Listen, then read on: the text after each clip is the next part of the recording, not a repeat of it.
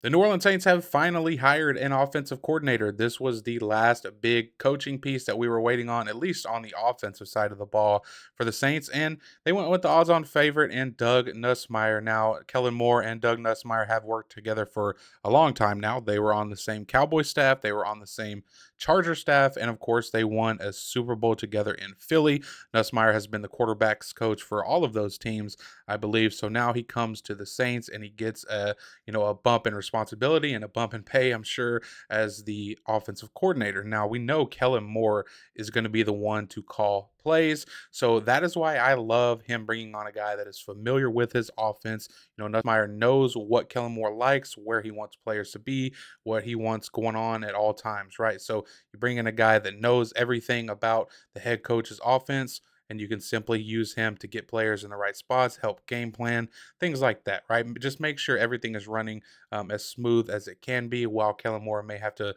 put more focus to other parts of the team, right? Because he is the head coach now. So love that hire, bringing in Doug Nussmeier. Of course, his son is the starting quarterback for the LSU Tigers. Announced he was coming back for next season. So I'm sure if everything goes well this season, or maybe everything doesn't go well, I already know there'll probably be some rumors of him coming out over in the draft. But nonetheless, got the OC. Now we're just waiting on the DC hire, and if history is going to repeat itself with the Saints hiring the favorite, it is probably going to end up being Brandon Staley, who of course was Kellen Moore's boss in LA for the Chargers. Another thing I want to touch on real quick is this article that NFL.com put out. And I believe it's from Ian Rappaport, if I'm not mistaken, or Matt Okada, but I know Ian Rappaport tweeted it. It has to do with Derek Carr, right?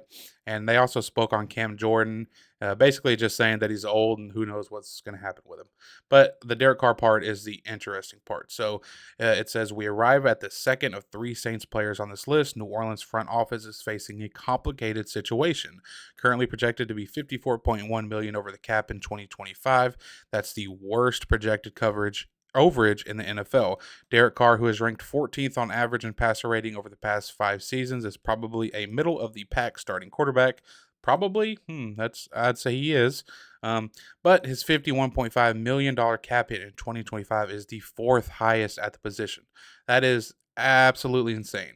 Okay, the complications stem from the variety of options the Saints have with the 33-year-old quarterback. He will be 34 next month, by the way. Cutting him straight up would leave the team with 50.1 million in dead money and just save 1.3 million against the cap. Doesn't seem viable. So if you just cut him straight up, you're going to have $50 million in dead money. Um, I know the Broncos did it with Russell Wilson and it worked out for them, but they also hit on a rookie quarterback, so that helps solve their situation, right? Um, let's see here. Designating him as a post June 1st cut nets 30 million in savings with only 21.5 million in dead money, which is more manageable. So this is the option that I probably likely see happening if he is not traded away. I think if you designate him as a post June 1st cut, you know, 30 million of that dead money gets knocked off right away. But then again, as they mentioned here, each team can only give that designation to 2 players per year. And like Carr, the Saints carrying the next highest cap charges are Cameron Jordan and Taysom Hill. They would also have to be designated post June 1st cuts to generate meaningful savings in 2025. So you're likely looking at a decision here. It's going to come down to Taysom Hill, Cam Jordan, and Derek Carr. Between those three players, how do you want to work it out between them? But I don't see a situation where all three of them are on the team next year, to be honest with you. Um, it says trading Carr before June 1st would snag the team 11.3 million in cap savings and potentially a slight return in draft picks.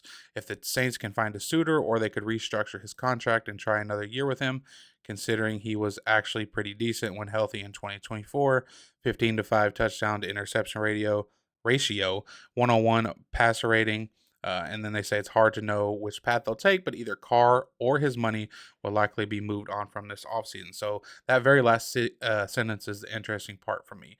It's hard to know which path they'll take, but either Carr or his money will likely be moved this offseason. So he's already said he's not going to restructure his deal with Derek Carr, right? He's already said he's not going to do that. So again, that really leaves you the only options of cutting him and having $50 million in dead money, post June 1st cut, but then you have to decide on him, Taysom, Taysom Hill or Cameron Jordan. So that's a whole nother pickle. You have to figure out if you go that route.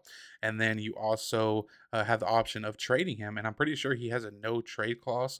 But again, I mentioned in a couple videos back that, if you were to tell him that, hey, you're not going to be starting next year, then I'm pretty sure he would be more than willing to waive his no trade clause. So, my gut feeling tells me they will probably move on. It's what I want them to do. I'm not, sure what they're going to do, but I would say that that would probably be the best decision, just because you get a fresh start with a new head coach and a young quarterback that you can build into your future starter.